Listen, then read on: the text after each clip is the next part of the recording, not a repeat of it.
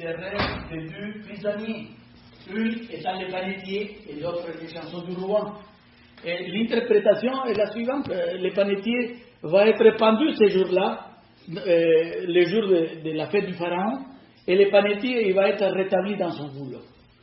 Ça, c'est le contexte pour pouvoir comprendre au bout de 12 ans.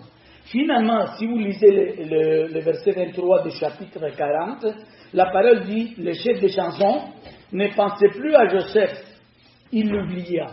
Et tout de suite après, il vient la phrase, au bout de 12 ans. 12 ans se sont écoulés.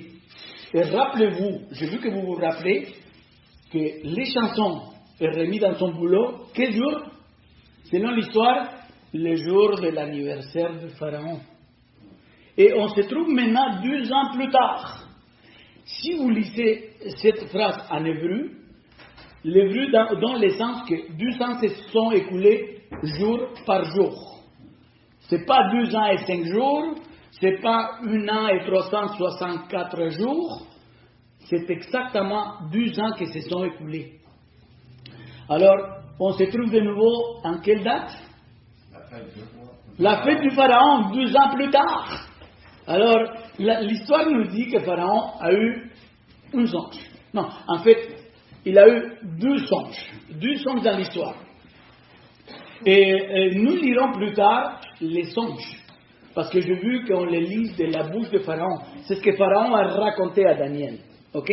Mais juste pour vous mettre en contexte, pour ceux qui connaissent un peu l'histoire, on va parler des 2 rêves du Pharaon, dont Pharaon rêve de 7 vaches laides et décharnées, et 7 vaches beaux et grasses. Et aussi, le 2e rêve, on va voir que on va parler de 7 épis beaux et de 7 épis mauvaises, brûlées avec les vents d'Orient. Ça, c'est le contexte. Et moi, j'aimerais mettre un petit à côté. Et moi, je vais vous dire, saviez-vous que nous rêvons à chaque jour de notre existence? Le saviez-vous ça?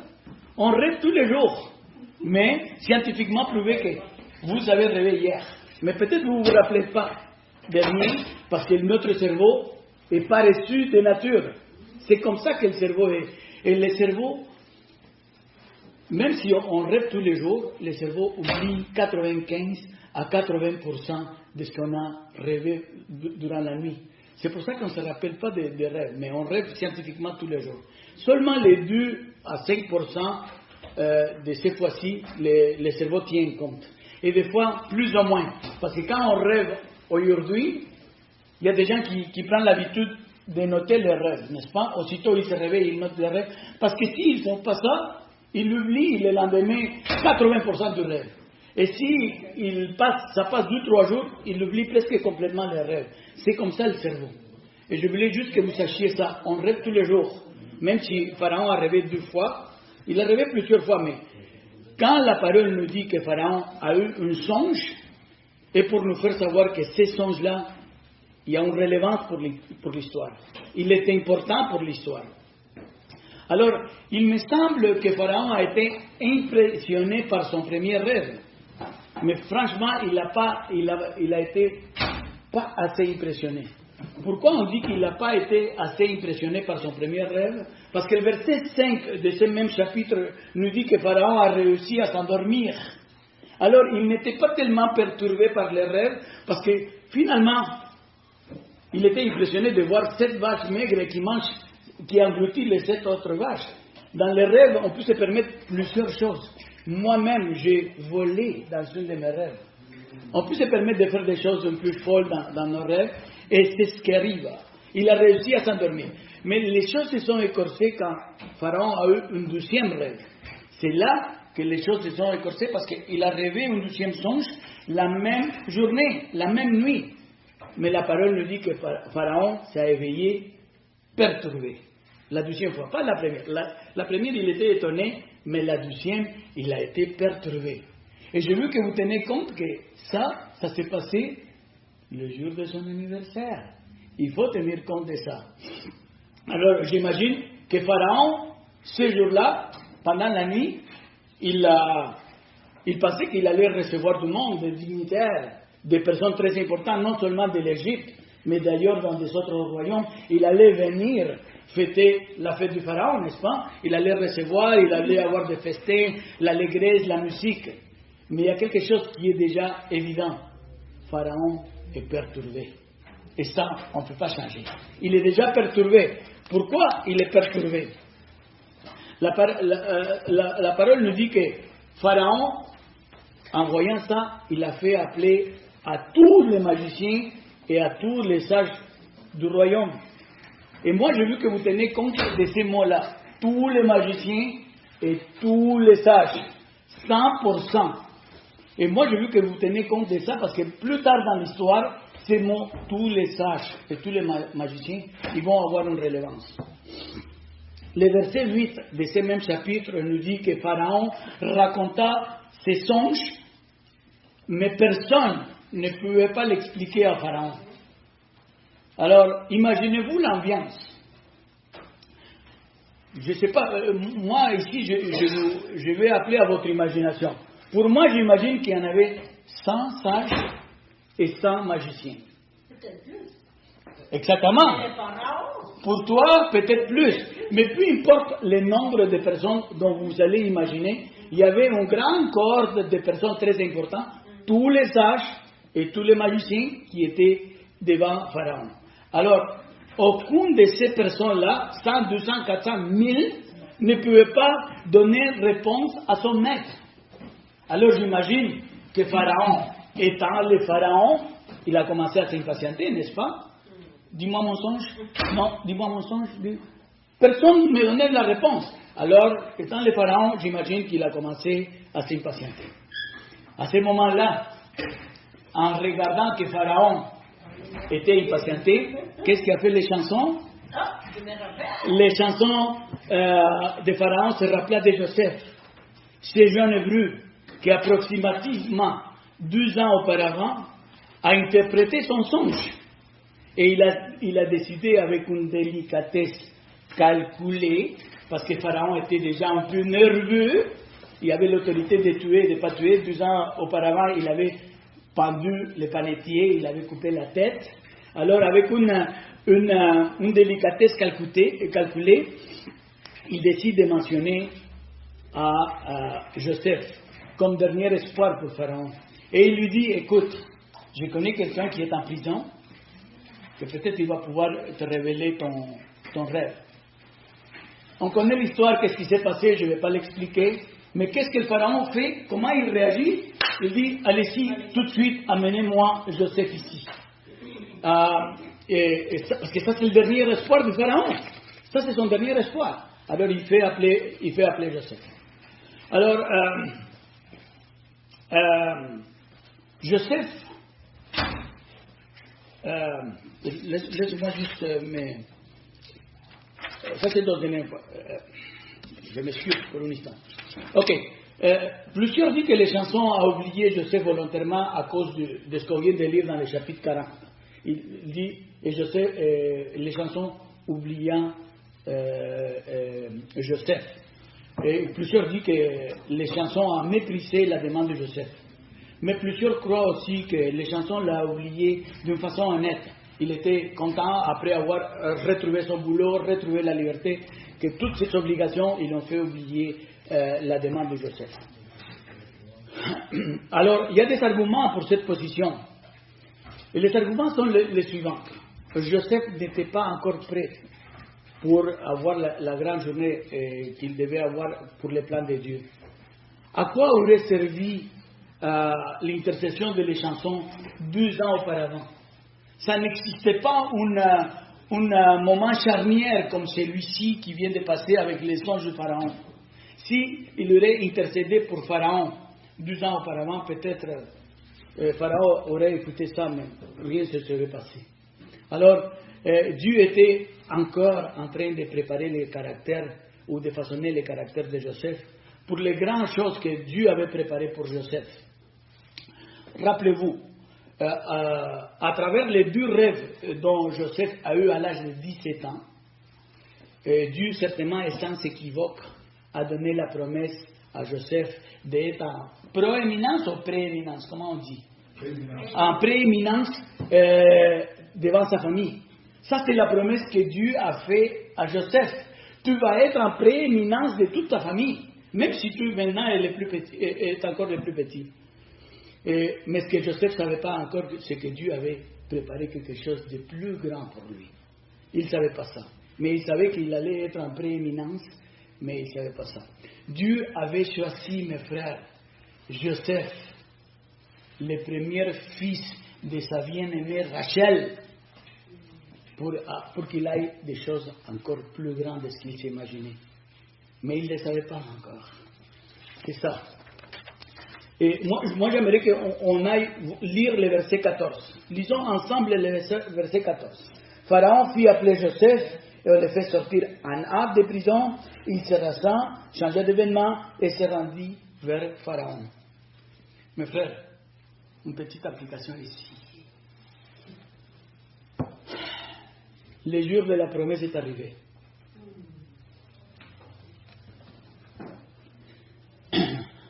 L'école transformateur de Dieu est finie pour cette époque de la vie de Joseph.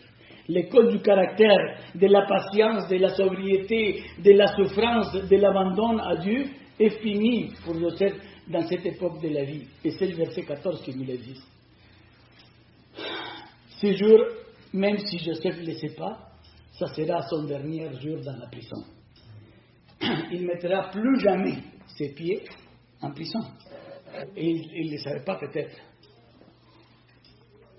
La parole nous dit que Pharaon fait sortir en hâte Joseph de prison. Ici, il nous dit que Joseph se rassa. Et moi, j'aimerais arrêter un instant ici.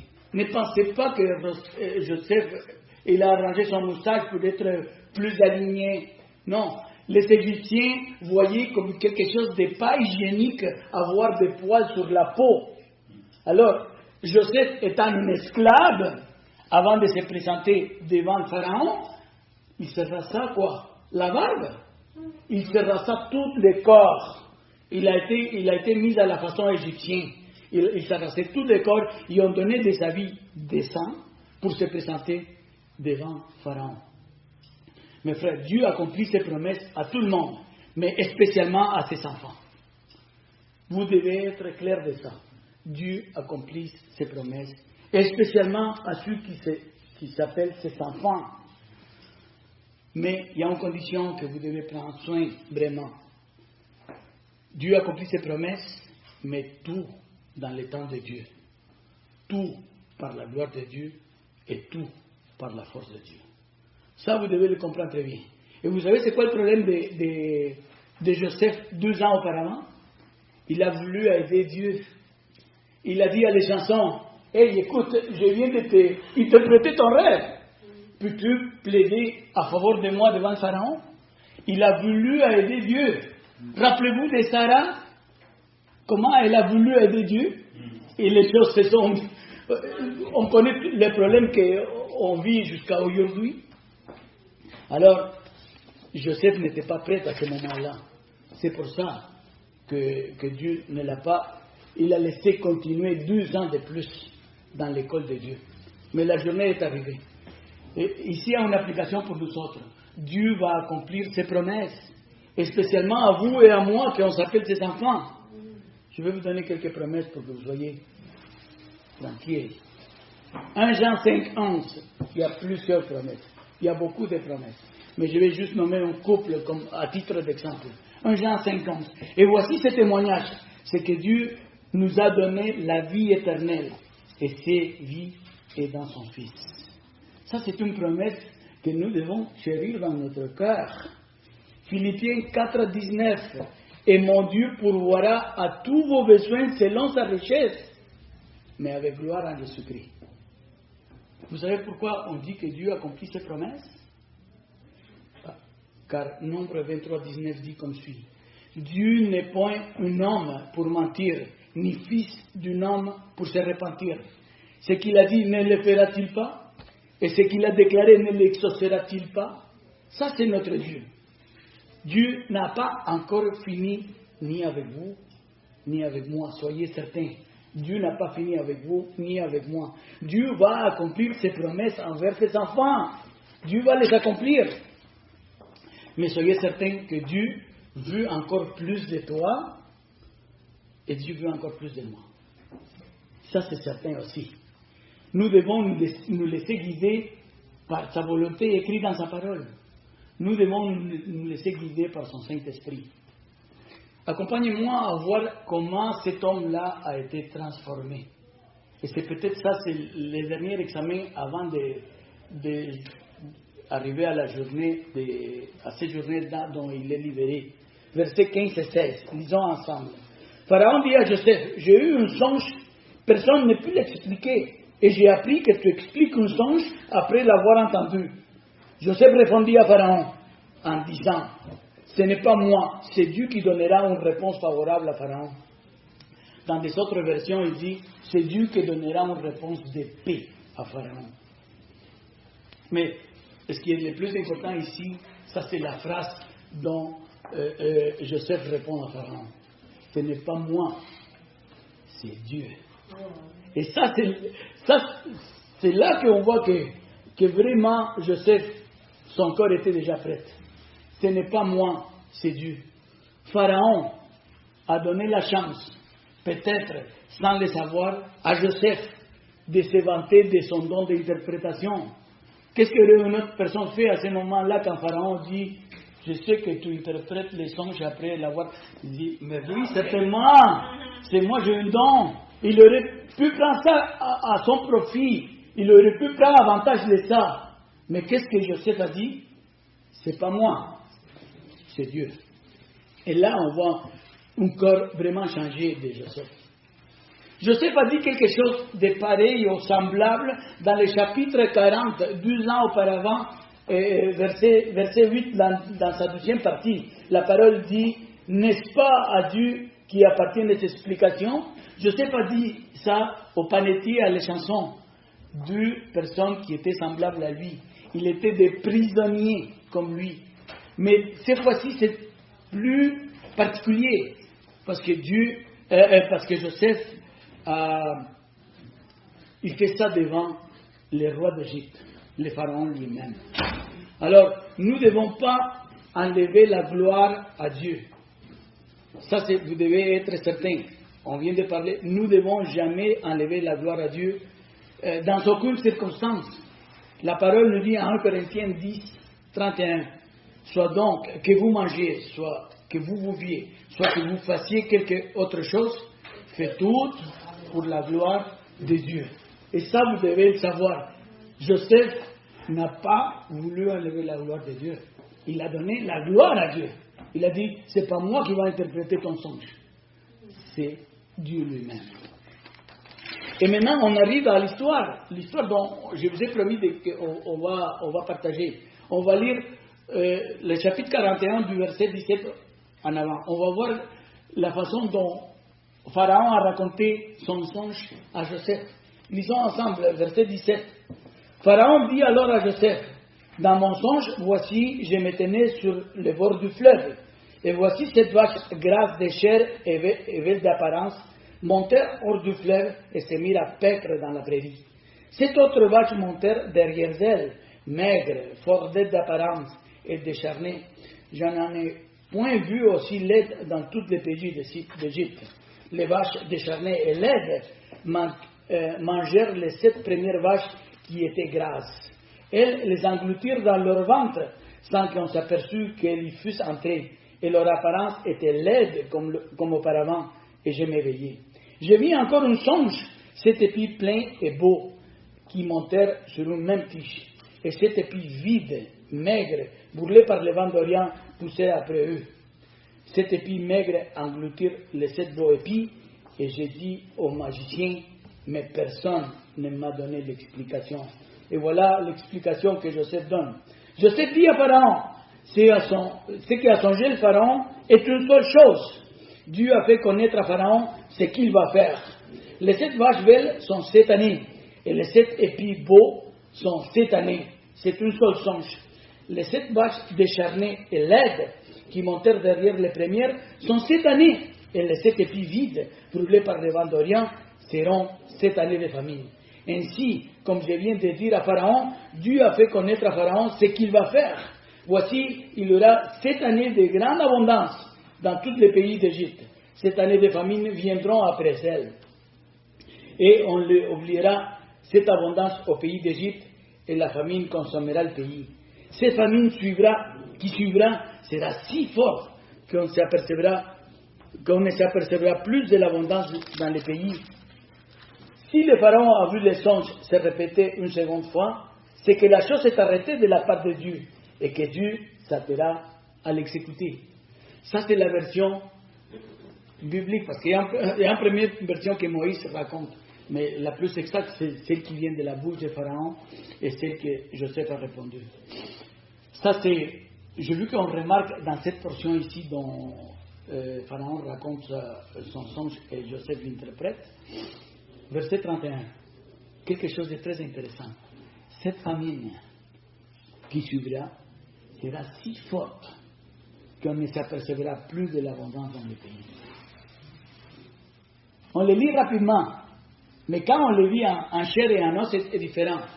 L'histoire nous dit qu'on va étudier dans ce mois-ci encore plusieurs chapitres dont on parle de la vie de Joseph. Et on va se rendre compte que déjà à la 12e année de la famine, des années de 7 vaches laides et maigres, les gens ont commencé ils ont déjà complètement oublié les 7 années d'abondance, dont plusieurs experts disent que la terre a produit 5 fois sa capacité. Imaginez-vous, quand on a beaucoup d'abondance, on ne se rend pas compte. Et des fois, on dépense et on dépense. Mais la parole nous dit qu'on doit garder un peu pour les années de cette vache laides. 1 an s'est passé, ils ont complètement oublié l'abondance à cause de la famine extrême. Jusqu'ici, Joseph a fait ce que le pharaon lui avait demandé de faire. Mais Joseph a donné un conseil à Pharaon. Mais moi, je ne veux pas que vous perdiez de vue que c'est Dieu qui voulait communiquer ça à Pharaon. Dieu a utilisé Joseph pour communiquer à Pharaon ce qu'il voulait lui dire à Pharaon. Vous savez pourquoi j'ai dit ça? Lisez verset 28. Ainsi, comme je viens de le dire à Pharaon, Dieu a fait connaître à Pharaon ce qu'il va faire. C'est l'intention de Dieu de faire connaître ça à Pharaon par l'entremise de Joseph, certainement. Et Joseph, certainement, donne un conseil à Pharaon. Mais ce conseil-là, n'oublie pas, c'est ce que je viens de dire. Si on lit, je vais vous amener à lire le verset 38. Le verset 38 nous dit quelque chose de très intéressant qu'on va voir aujourd'hui. Et Pharaon dit à ses serviteurs, trouverions-nous un homme comme celui-ci ayant du Saint-Esprit? Je vais arrêter juste un instant parce que je vais lire la promesse. J'ai oublié de lire la promesse. La promesse, on la trouve du verset... Non, les conseils. 33 à 38. Lisons 33 à 38, je m'excuse. 33 à 38, on va lire les conseils que Joseph donne à Pharaon. Maintenant que Pharaon choisisse un homme intelligent et sage et qu'il le met à la tête du pays d'Égypte, que Pharaon établisse des commissaires sur le pays pour lever 1/5 de récolte de l'Égypte pendant les 7 années d'abondance, et qu'il rassemble tous les produits de ces bonnes années qui vont venir, et qu'il fasse sous l'autorité de Pharaon des amas de blé, des approvisionnements dans les villes, et qu'il en aille la garde. Ces provisions seront des réserves pour le pays, pour les 7 années de famine qui arriveront dans le pays d'Égypte, afin que le pays ne soit pas consommé par la famine. Et dans le verset 38 qu'on vient de lire, on voit, mes frères, la première manifestation sur un être humain du Saint-Esprit dans toute la Bible. Et celui qui a eu cette première manifestation du Saint-Esprit en chair et en os, c'est Joseph. Joseph était un homme qui était rempli du Saint-Esprit à ce moment-là. Joseph dégageait le Saint-Esprit devant tout le monde. Et on verra ça dans quelques secondes. Mais j'ai vu que nous tenons compte de quelque chose. Je vais vous amener au chapitre 39, verset 3. J'ai vu qu'on voit quelques caractéristiques dont Dieu avait donné à Joseph. Dieu l'accompagnait en tout temps. Genèse chapitre 39, verset 3. L'Éternel était avec Joseph, l'Éternel faisait prospérer entre les mains de Joseph tout ce qu'il entreprenait. Et ça, on parle la première année dont Joseph était à la maison de Potiphar. Il a pris toute la maison de Potiphar et il a géré tellement bien la maison de Potiphar que Potiphar ne s'en chargeait de rien. Alors, Joseph n'était pas un néophyte dans les affaires. Il savait comment gérer. Et c'est ce que Dieu dit de Joseph. Verset 21 du même chapitre 39. Il était déjà en prison à ce moment-là. L'Éternel fut avec Joseph et l'Éternel étendit sur lui sa bonté. Joseph avait déjà quelque chose de différent. Et c'est à cause de Dieu.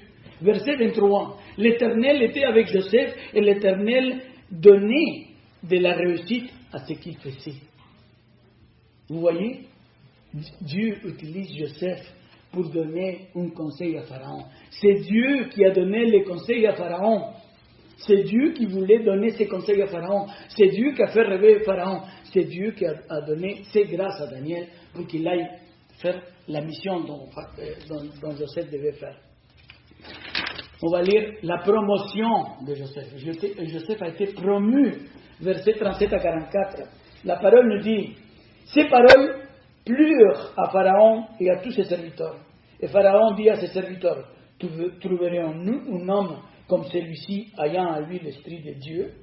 Et Pharaon dit à Joseph, puisque Dieu t'a fait connaître toutes ces choses, il n'y a personne qui soit aussi intelligent et aussi sage que toi.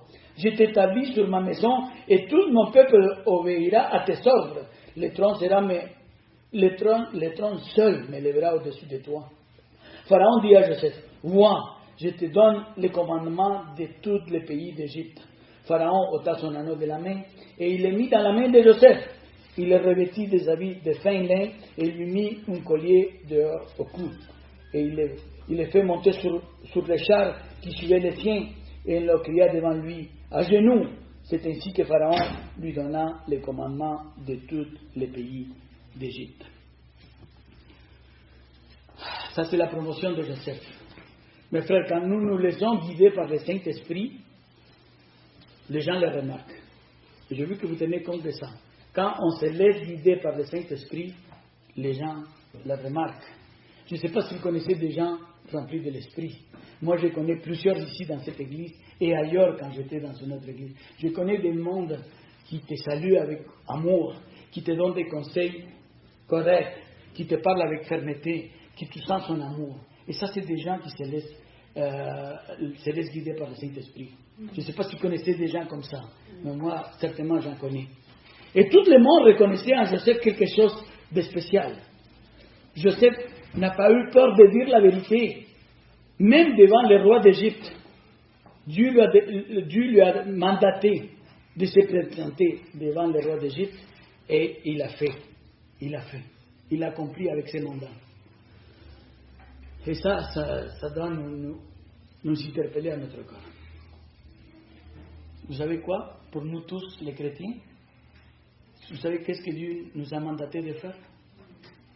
Dieu nous a mandaté de la grande commission.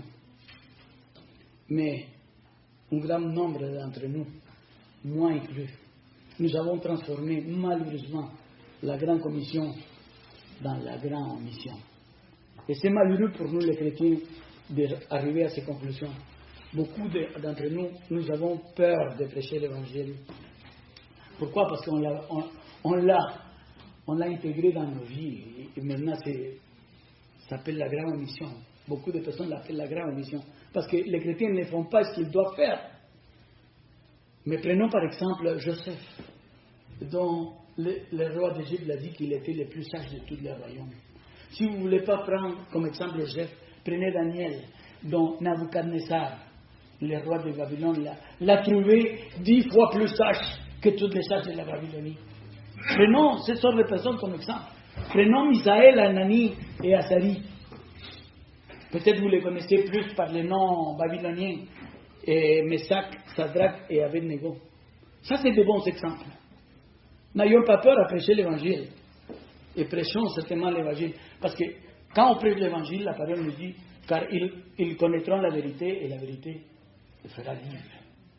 C'est ce qu'on doit projeter à tous ceux qui veulent entendre l'évangile. On va lire le verset 37. Qu'est-ce qu'il dit le verset 37? Ces paroles plurent à Pharaon et à tous ses serviteurs. J'aimerais vous dire, mes frères, que la crème de la crème était devant le Pharaon. On se trouve dans la même journée, la crème de la crème était devant le Pharaon, n'est-ce pas? Et selon le verset 37, ces paroles pleure à tous les serviteurs du Pharaon. Et c'est là que je voulais en venir quand je vous ai mentionné tous les sages et tous les magiciens.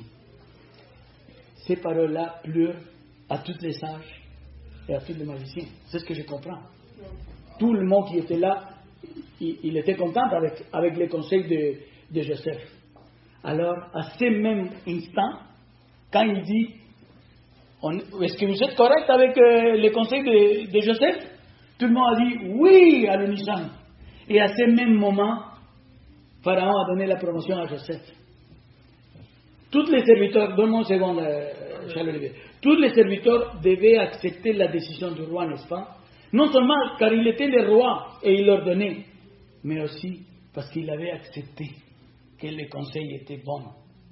Alors si quelqu'un voulait faire une campagne politique à ce moment-là, quand Joseph a dit les stratégies, à ce moment-là, la personne a dû rester avec la bouche fermée. Parce qu'ils ont accepté les messages qui a plu à tous les serviteurs. Et puis, à ce moment-là, Pharaon a donné la promotion à Joseph. Charles-Olivier, rapidement. La question, oui, ils ont accepté Joseph, mais est-ce qu'ils ont cru au Dieu de Joseph? C'est ça que je me pose. On va voir ça dans quelques minutes. Verset 39, s'il vous plaît. Pharaon dit à Joseph, puisque Dieu t'a fait connaître toutes ces choses, il n'y a personne qui soit aussi intelligent et aussi sage que toi.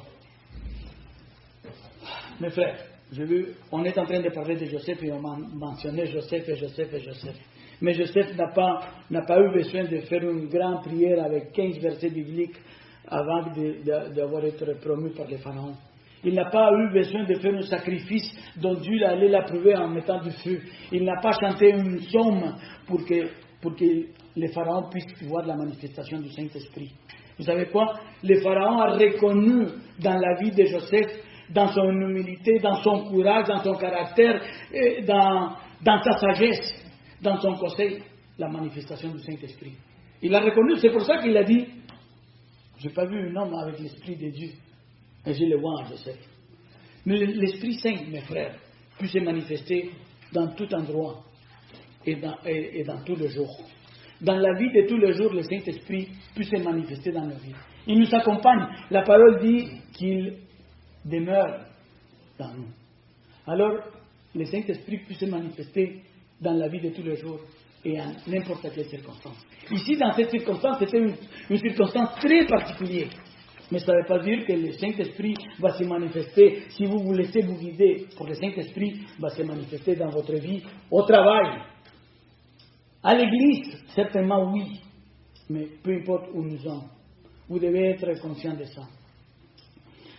Mes frères, devant Pharaon maintenant, devant Pharaon, debout, est le premier ministre de l'Égypte. C'est Pharaon qui donne la promotion. Mais vous voyez, lui, il désempegne non seulement le rôle de premier ministre, il devient tout de suite aussi le ministre de l'Agriculture et le ministre de l'Économie. Vous voyez, quelle responsabilité pour un jeune homme. Je sais penser que Dieu allait le faire devenir le leader de sa famille seulement. Sa compréhension arrivait jusqu'à là, à cause de 2 rêves à 17 ans. Mais ce qu'il ne savait pas, c'est que Dieu avait préparé quelque chose de plus grand pour lui. Et Dieu ne nous donne pas ce qu'on a besoin. Il nous donne plus. Toujours, c'est comme ça. Dieu accomplit ses promesses, spécialement pour ses enfants, mes frères. Soyez conscients de ça. Lisons versets 40 et 41 rapidement. Je t'établis sur ma maison et tout mon peuple obéira à tes ordres. Le trône seul m'élèvera au-dessus de toi. Pharaon dit à Joseph, vois, je te donne les commandements de tous les pays d'Égypte. Je t'établis sur ma maison. Joseph avait été nommé le premier ministre. Par-dessus lui, qui? Une seule personne. Pharaon lui-même. Par-dessus lui, tout le reste. Et ça amène à une question. Comment une telle chose est-il arrivée? Comment une telle chose est-il arrivée? Ça fait quelques heures, il était en prison. Maintenant, il est le premier ministre de l'Égypte. Comment une telle chose est-il arrivée? Tout par la grâce de Dieu. Tout par la grâce de Dieu. Tout par la promesse de Dieu. Mais non seulement ça, c'est aussi par la fidélité de Joseph, par la fidélité à ses principes, par son honnêteté durant son passage devant la maison de Potiphar. Il n'a rien fait de mauvais. Par sa honnêteté pendant le temps de la prison. Mon frère, l'hébreu, le rêveur, comme ses frères l'appelaient, ici il vient le rêveur. L'hébreu, les rêveurs, l'esclave, les prisonniers, maintenant est devenu les vizirs de l'Égypte. Quelle bénédiction! Dans les récits bibliques, il semble que tout est arrivé du jour au lendemain. Mais dans la réalité, vous savez combien d'années ça a pris à Dieu de façonner les caractères de Joseph? 13 ans. 13 ans a duré son voyage. 13 ans, Joseph a été dans l'école de Dieu. 1 an dans la maison de Potiphar. 12 ans en prison. Cette préparation a duré 13 ans. Mais si vous êtes en train de passer par une épreuve, ça va peut-être durer moins. Ou ça va peut-être durer plus pour vous. Mais soyez certains, Dieu accomplit ses promesses. Dieu accomplit ses promesses. On ne doit pas se décourager quand on est dans les épreuves. Parce que la parole nous dit que sachant que l'épreuve de votre foi produit patience, mais il faut que la patience accomplisse parfaitement son œuvre afin que vous soyez parfaits et accomplis, sans faillir en rien. Alors regardez comme un sujet de joie complète les diverses épreuves auxquelles vous pouvez être exposés dans l'école de Dieu. N'ayez pas peur, soyez patients dans l'épreuve. Lisons quelques signes de la promotion de Joseph. Verset 42. Pharaon ôta son anneau de la main et le mit à la main de Joseph et le revêtit d'un habit de fin lin et on lui mit un collier d'or au cou. Il fit monter sur les chars qui suivaient les siens. Ils l'ont crié devant lui, à genoux. C'est ainsi que Pharaon lui donna le commandement de tous les pays d'Égypte. Alors, Pharaon, on va voir quelques signes d'autorité.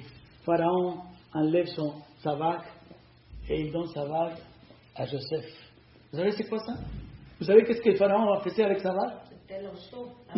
C'était le sceau. Il signait tous les décrets, toutes les lois. Il les signait avec sa vague. Mais Pharaon fait ça. Tiens, Joseph. Ça, c'est une expression d'autorité que Pharaon donne à Joseph. Une fois, mes frères, une fois Joseph était menotté. Aujourd'hui, il a la vague de Pharaon. Ça, c'est Dieu. Ça, c'est Dieu. Dieu fait ça avec ses enfants. Joseph, avec cette vague, avait le pouvoir de faire et de défaire. Il avait tout le pouvoir à ce moment-là, de faire et de défaire. Mais pourquoi il a utilisé, comment il a utilisé cette autorité? Il n'est pas devenu un dictateur. Vous savez qu'est-ce qu'il a fait avec cette autorité? Il a sauvé beaucoup de monde. Il a sauvé beaucoup des Égyptiens. Et il a sauvé toute la famille de Joseph. Et il a sauvé beaucoup des étrangers. C'est pour ça que mon frère, au début du mois prochain, il va faire un parallèle entre Joseph et Jésus-Christ. Ne perdez pas de vue 7 jours-là. Il va nous expliquer mieux que moi ça. Mais c'est un parallèle que mon frère Pierre Gagnon va faire ça. La parole nous dit qu'il a été revêtu de lin fin. Une fois, mes frères, avec l'essayant du prisonnier. Aujourd'hui, il a le vêtement d'un prince.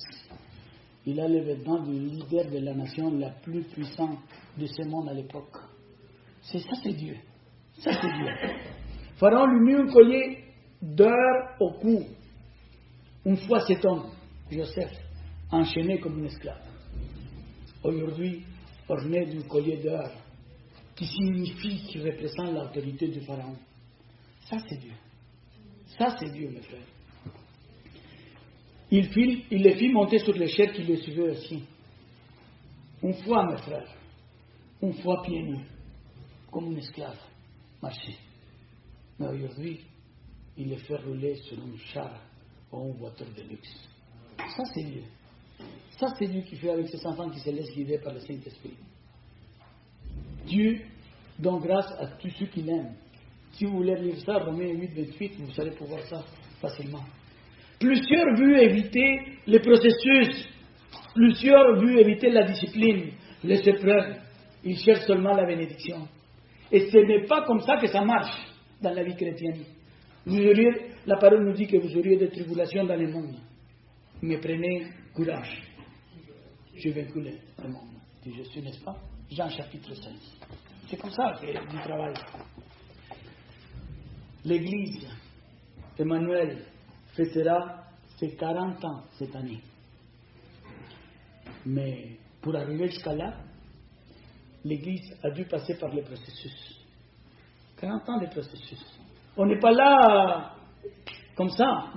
L'Église a dû passer un processus pour arriver. Il a dû passer par l'école de Dieu. Et soyez attentifs, car Dieu n'a pas encore fini avec Emmanuel. Dieu n'a pas encore fini avec Emmanuel. Emmanuel a encore une histoire qui va continuer à se développer. Soyez attentifs. Dieu a beaucoup à donner encore avec l'Église Emmanuel dans ces communautés. Et vous faites partie de ça. Ce n'est pas les gens qui sont déjà passés par ici. C'est vous et moi que nous allons, à travers l'aide de Dieu, façonner ce que ça va venir pour les années à venir. C'est une responsabilité pour vous et pour moi. Nous prenons de nouveau le sujet de l'Église fille. J'espère que ça va arriver à quelque chose. Êtes-vous prêts à y participer dans ces processus au vu tout seulement les bénédictions, le statu quo, le confort de 4 murs ici? Quel privilège de servir dans le ministère du Seigneur. Et c'est à ça que Dieu nous appelle. Verset 44. Ça ne me reste pas beaucoup de temps, mais je vais épuiser tout mon temps aujourd'hui. Il dit encore à Joseph, je suis Pharaon, et sans toi, personne ne lèvera la main ni les pieds dans tous les pays d'Égypte. Mes frères, une fois condamné à recevoir l'ordre, vous voyez, qu'est-ce qu'un esclave fait? Un esclave fait ce qu'il lui dit de faire. Il reçoit des ordres. Et il était condamné à recevoir des ordres. Aujourd'hui, c'est lui qui donne les ordres. C'est ça. C'est Dieu qui fait ça avec ses enfants qu'il aime. 13 ans d'école pour que Joseph récupère sa liberté. Ça a pris 13 ans avant de récupérer sa liberté. Et Dieu lui a donné la liberté. Mais Dieu te donne encore plus. Il n'a seulement pas donné la liberté, il a redonné sa dignité. Après avoir interprété les sons du Pharaon, Pharaon lui aurait pu dire, écoute, merci beaucoup pour ton conseil, pour ton interprétation. Voici ta liberté. Pourquoi Joseph voulait être libre? Vous savez pourquoi? Il voulait juste aller voir son père de retour. Peut-être aller voir son petit-fils, son petit frère Benjamin. Qui sait ses autres frères? Mais en tout cas, il voulait sa liberté pour retourner à son pays. Et ça, c'était son seul but. Mais Dieu l'avait préparé quelque chose d'autre. Dieu savait plus. Dieu regardait la big picture, que lui, il ne regardait pas. Mais il a obtenu non seulement sa liberté à ce jour-là, il a retrouvé sa dignité. Vous savez, la dignité de Joseph était par terre.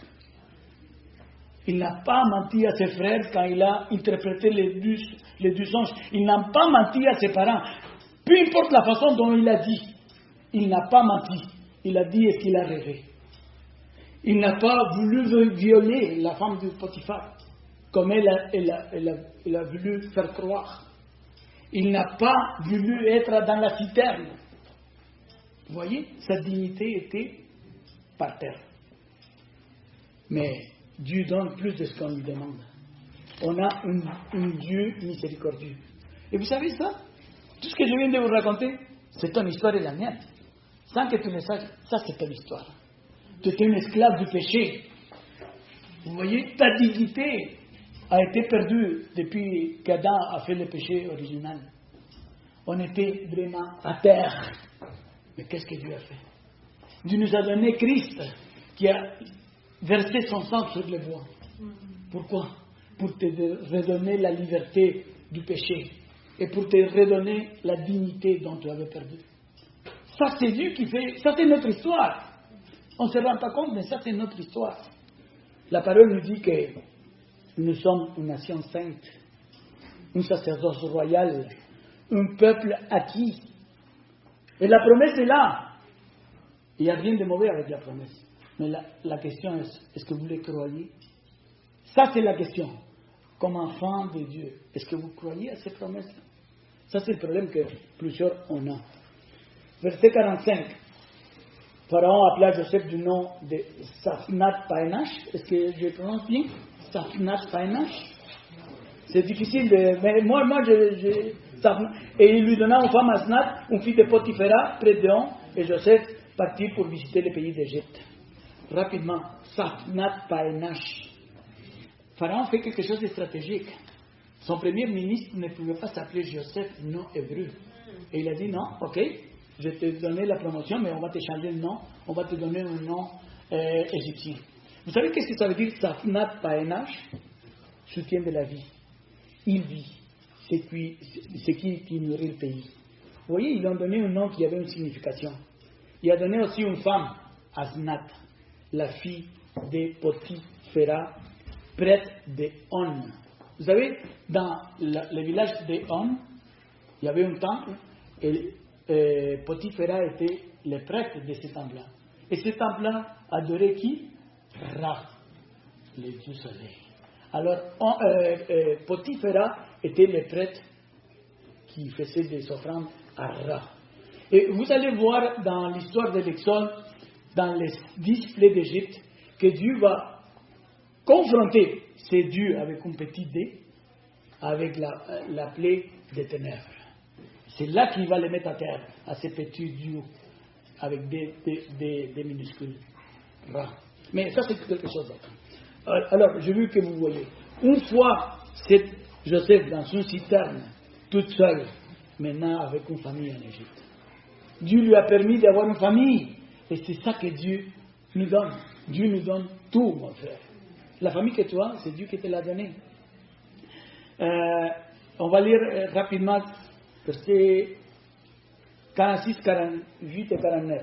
Et avec ça, je vais commencer à finir. Joseph était âgé de 30 ans lorsqu'il se présenta devant Pharaon, roi d'Égypte, et il quitta Pharaon pour parcourir toute l'Égypte. On va s'arrêter là, parce que ça, c'est l'idée principale. Joseph avait 30 ans. Il était jeune. Et il a été donné une famille. Premièrement, une femme, et on verra dans quelques secondes, il a eu 2 enfants. Il a eu la bénédiction d'avoir une famille après avoir été toute seule dans son citerne. Mais toute bénédiction, mes frères, amène une responsabilité. Et c'est ça que vous devez savoir. Si Dieu vous a béni, ou vous venez maintenant, il y a une responsabilité derrière cette bénédiction.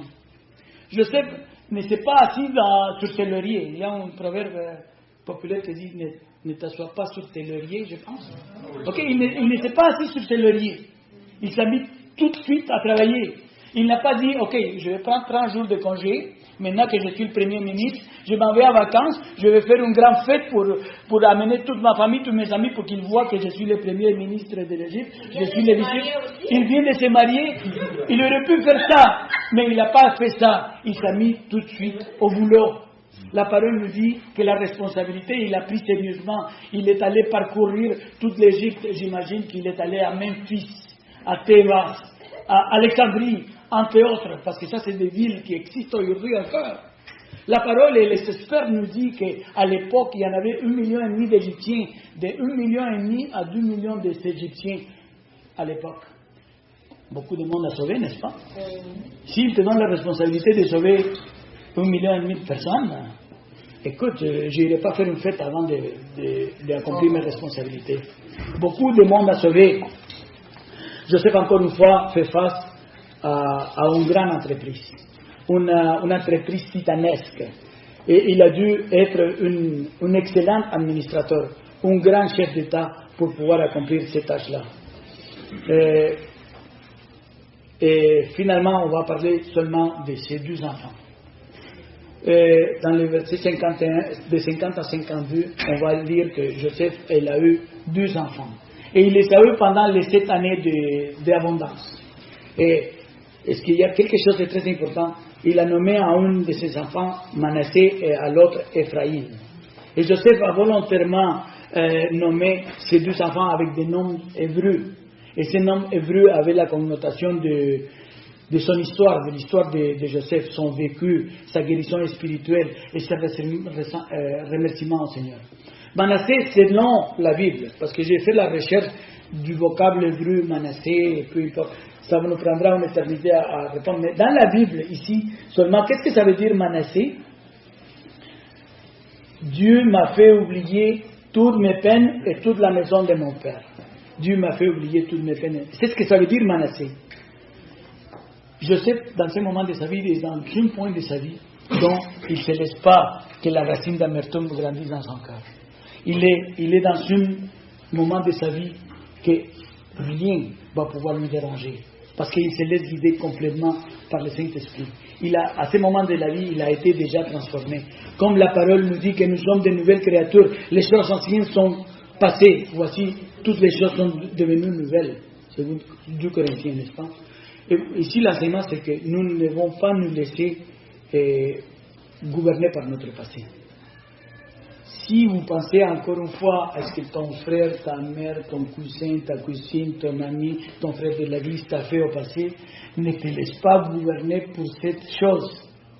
Tu dois laisse-toi guider par le Saint-Esprit. Vous voyez qu'est-ce que Joseph peut-être disait à ce moment-là, à cette époque de sa vie? Philippiens 3,13.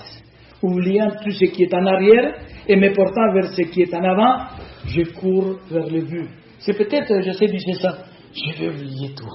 Je vais oublier la chicane que j'ai eue avec mon frère. Je vais oublier comment mes parents m'ont traité quand j'étais. Je vais oublier mon pays qui m'a maltraité. Je vais tout oublier. Je vais courir vers le but, Christ. C'est ça que Joseph se disait. Et c'est ce que ça veut dire Pharaon.